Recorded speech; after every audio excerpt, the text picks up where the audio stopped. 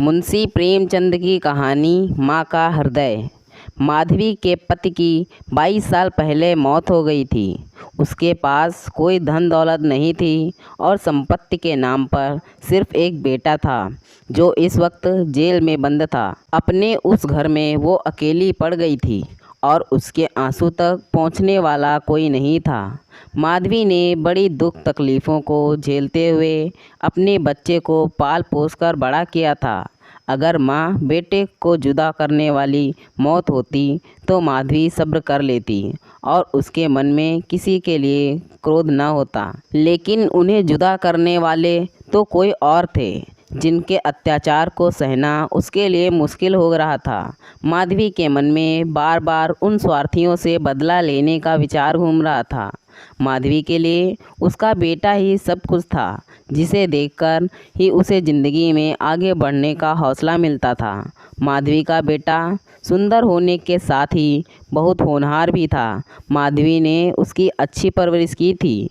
उसकी गली के सारे लोग उसके बेटे की तारीफ़ करते नहीं थकते थे और यहाँ तक कि स्कूल के अध्यापक तक उस पर जान छिड़कते थे। माधवी के बेटे का नाम आत्मानंद था।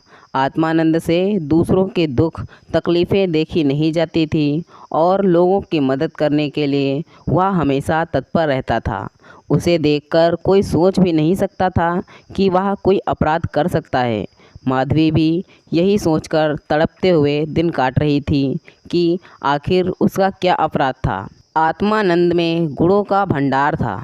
वह साहसी, निस्वार्थ और देश प्रेमी होने के साथ साथ कर्तव्य का पालन करने वाला इंसान था। साथ ही वो राजनीति में रुचि रखता था। वो बेबाक था और अपने राजनीतिक लेखों की वजह से सरकारी कर्मचारियों की नज़रों में आ गया था। पुलिस भी उसकी हरकतों पर नज़र रखती थी। पुलिस बस एक मौके की तलाश में थी ताकि वो उसे जेल की सलाखों के पीछे डाल सकें।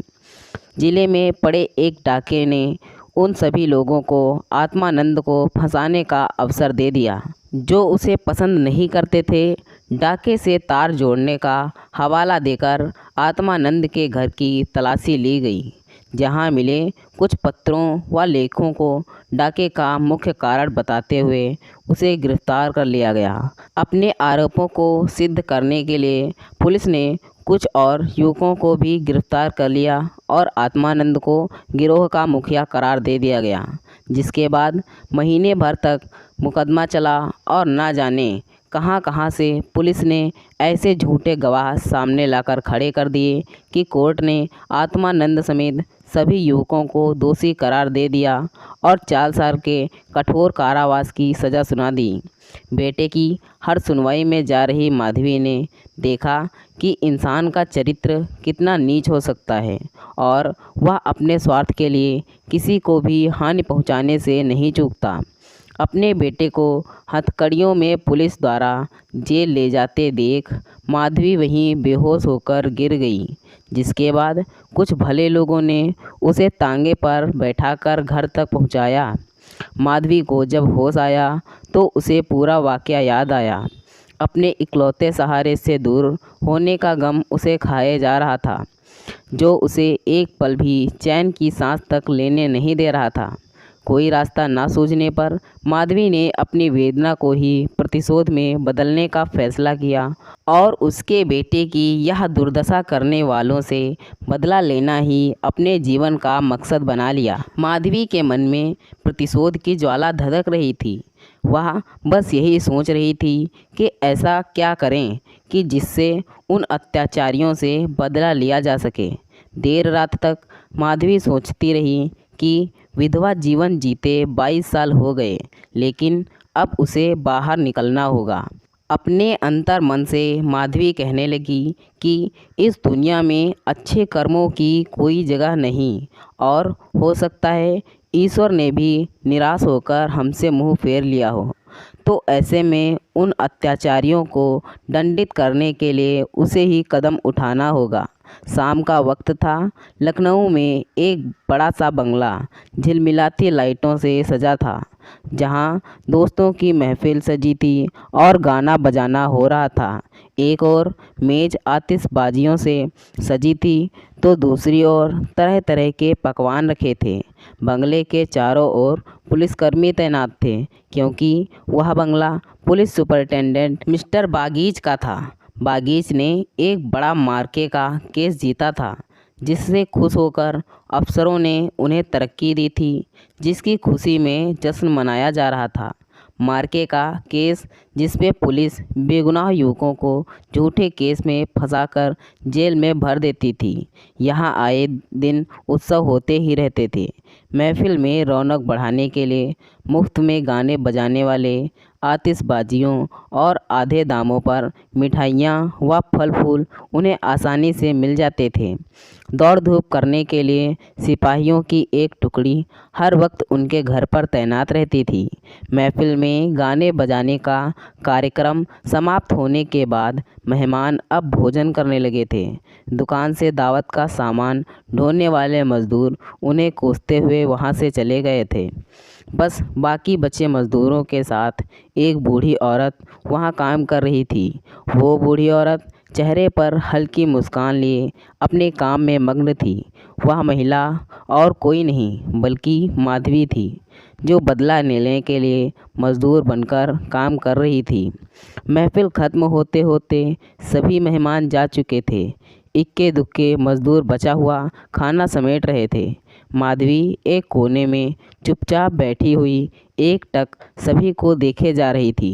सहसा मिस्टर बागीच की नज़र माधवी पर पड़ी तो वो उसके पास पहुँचे और बोले, तुम अब तक यहाँ क्या कर रही हो? कुछ खाने के लिए मिला या नहीं? माधवी ने नज़र उठाकर बागीच को देखकर कहा, साहब खाना तो मिल गया, लेकिन मेरे पास जाने के लिए कोई जगह नहीं है। अगर आपको ऐतराज़ ना हो तो मुझे यहीं कोने में पड़ी रहने दीजिए। माधवी की बात सुनकर बागीच ने कहा, नौकरी कर लेगी बंगले में? बच्चे को पालना आता है क्या? बागीच की बात सुनकर माधवी ने तपाक से कहा, जी साहब, बच्चों को अच्छे से खिलाना जानती हूँ। इसके अलावा घर के छोटे बड़े सभी काम कर सकती हूँ। बस मुझे एक मौका दे दीजिए। माधवी की ओर ध्यान से देखते हुए बागीच ने कहा, ठीक है, तुम आज से ही काम शुरू कर दो। माधवी को बागीच के बंगले में काम करते हुए 1 महीने से अधिक हो गया था। माधवी अपने काम में इतनी निपुण थी कि उससे पूरा घर खुश था। बागीच की पत्नी का स्वभाव चिड़चिड़ा था।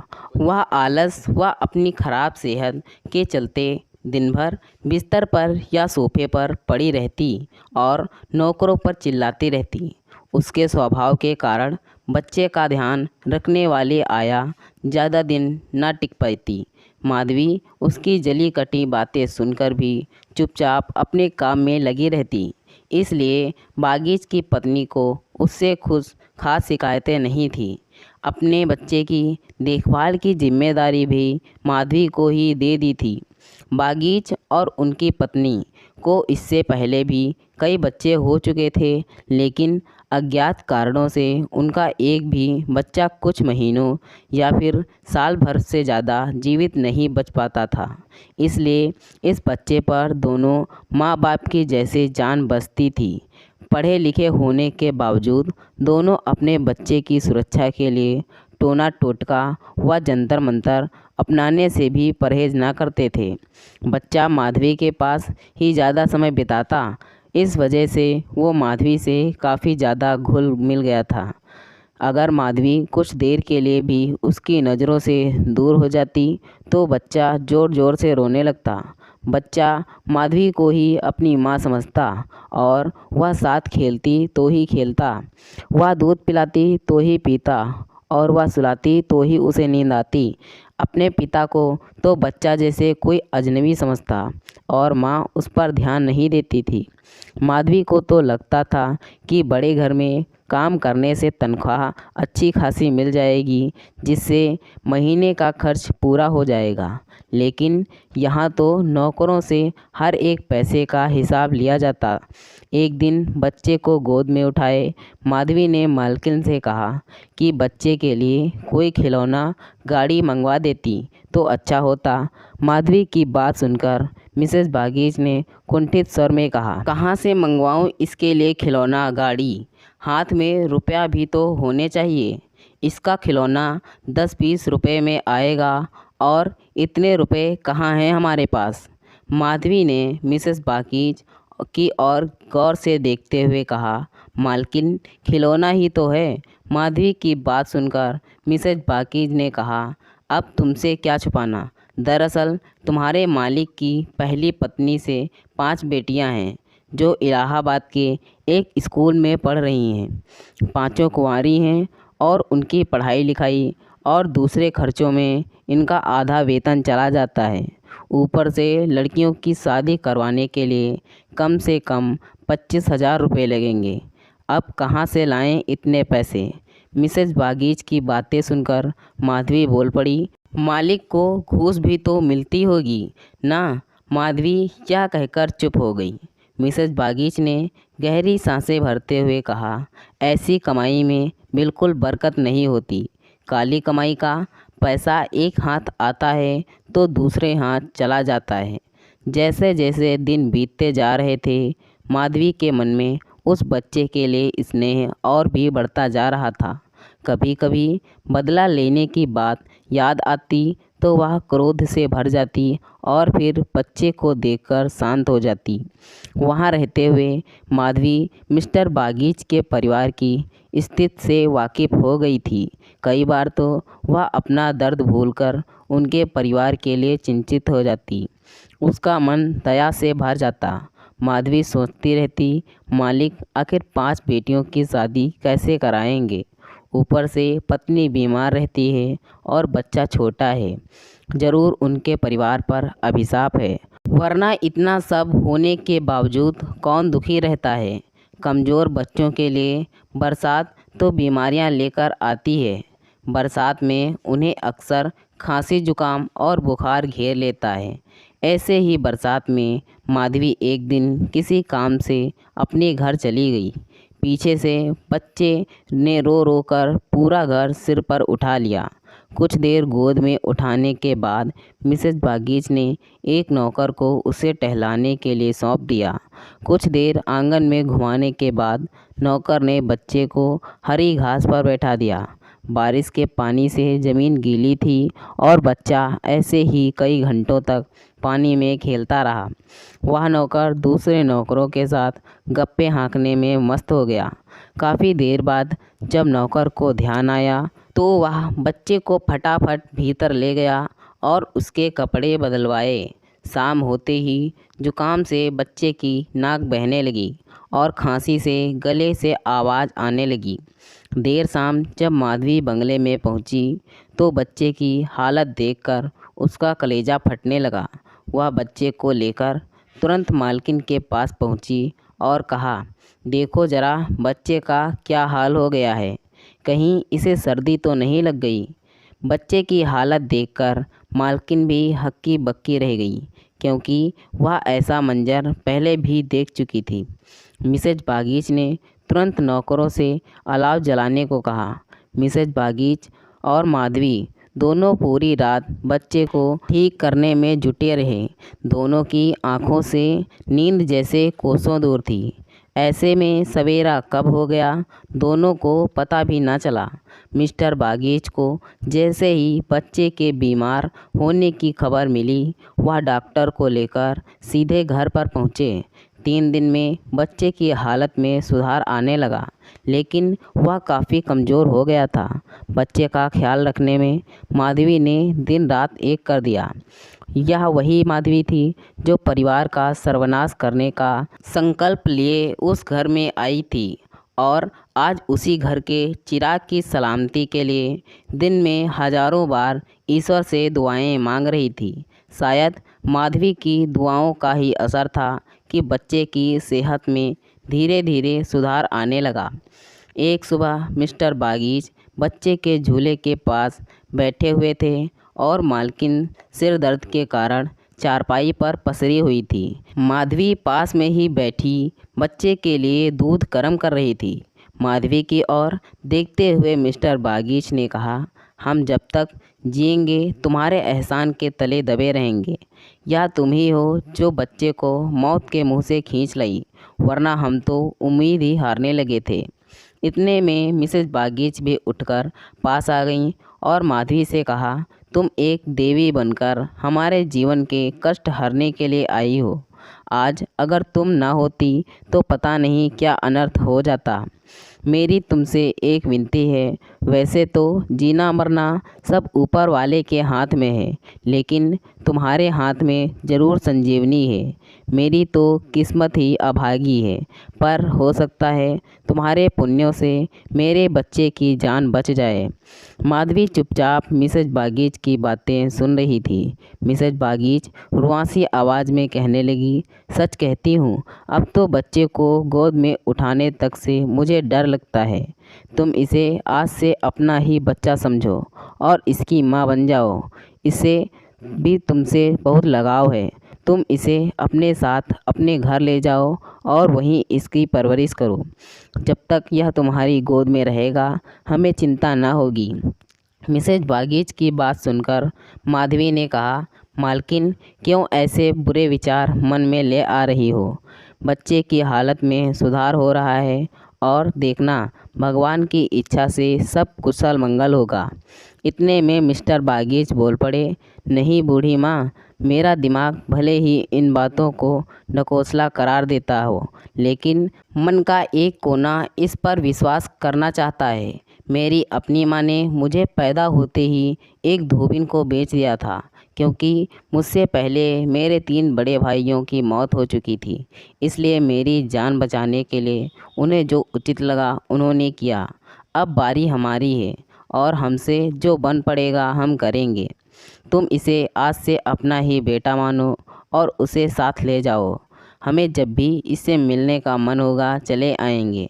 और खर्च की चिंता ना करो, इसकी पूरी परवरिश का खर्च हम समय समय पर तुम्हें भेजते रहेंगे। मिस्टर बागीच ने कहा, मैं जिस पेशे में हूँ मुझे ना चाहते हुए भी कई कुकर्म करने पड़ते हैं। झूठी शहादतें बनाकर निर्दोषों को फंसाना पड़ता है। उनकी और उनके परिवारों की न जाने कितनी बद्दुआएं मेरे सर पर हैं। मैं जानता हूँ कि बुराई का फल कभी अच्छा नहीं हो सकता, लेकिन मैं लोभ में आ ही जाता हूँ। अगर मैं ये सब ना करूँ तो नालायक करार देकर निकाल दिया जाऊँगा। अंग्रेज़ों को जहाँ 100 खून की माफ़ होती है, लेकिन हम हिंदुस्तानियों की एक गलती भी हमें भारी पड़ सकती है। इसलिए मेरी विनती है कि हमारे बेटे को स्वीकार कर लो। माधवी को भी उस बच्चे से बेहद लगाव था, इसलिए वह खुशी खुशी मान गई। गदगद होते हुए माधवी ने कहा, आप दोनों की अगर यही इच्छा है तो मैं बच्चे को अपनाने के लिए तैयार हूँ। मुझसे जो बन पड़ेगा मैं करूँगी। मेरी भगवान से बस यही दुआ है कि हमारे बच्चे को वो अमर करें। बड़ी देर से बच्चा आराम से झूले में सो रहा था। चादर से उसका मुंह ढका हुआ था। माधवी ने दूध गर्म कर बच्चे को पिलाने के लिए जैसे ही उसके मुंह से चादर को हटाया, उसके बच्चे के मुंह से ज़ोर से चीख निकल गई। बच्चे का शरीर पूरा तरह ठंडा हो चुका था और चेहरा पीला पड़ गया था। माधवी ने जल्दी से बच्चे को गोद में उठाकर सीने से चिपका लिया और ज़ोर ज़ोर से रोने लगी। बालक सभी को छोड़ भगवान के पास जा चुका था। दिन भर पूरे घर में मातम पसरा रहा और रोने की चीख पुकारों से जैसे पूरा घर कौंध गया हो। मिस्टर बागीच और उनकी पत्नी भी रो रो कर बुरा हाल हो गया था। माधवी, जो खुद बच्चे को खोने के दर्द से तड़प रही थी, उन दोनों को सांत्वना दे रही थी। माधवी उनसे कह रही थी, अगर उसके बस में होता तो अपने प्राण देकर भी बालक को बचा लेती, लेकिन ऐसा संभव नहीं है। माधवी, जो अपना बदला लेने आई थी, ममता के बंधन में बंध स्वयं दुख लेकर जा रही है। सच कहते हैं कि माँ का दिल दया का सागर होता है। माँ वह देवी है जिसकी निर्मलता को कोई भी मैला नहीं कर सकता। कहानी से सीख। माँ की ममता का पूरी दुनिया में कोई मोल नहीं। माँ अपने बच्चों की तड़प नहीं देख सकती और बच्चों की ममता के आगे वह अपना सारा क्रोध भूल जाती है। वहीं यह कहानी यह सीख भी देती है कि इंसान को कभी लालच नहीं करना चाहिए और ना ही किसी को दुख देना चाहिए। तो दोस्तों, यह थी हमारी आज की कहानी। अगर यह कहानी आपको पसंद आई है तो कृपया इसे लाइक करें और कहानी पर अपनी राय देने के लिए इसमें कमेंट करें। दोस्तों, ऐसी ही और कहानियाँ सुनने के लिए हमारे चैनल को सब्सक्राइब करें। धन्यवाद दोस्तों। Thanks for watching this video.